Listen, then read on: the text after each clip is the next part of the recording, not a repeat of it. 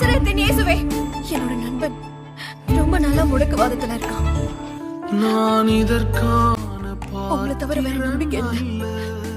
தயவு செஞ்சு இவனுக்கும் நீங்க உதவி பண்ணுங்க. வேறொன்றும் இல்லை. நான் இதற்கான பாத்திரன் அல்ல. இது கிருபையே, வேறொன்றும் இல்லை. உன் விசுவாசம் அருமையாக இருக்கு. நான் உன்கிட்ட சொல்றேன் மகனே, எழுந்துரு. எபினேசரே, எபினேசரே, என் நினைவாய் இருப்பவரே.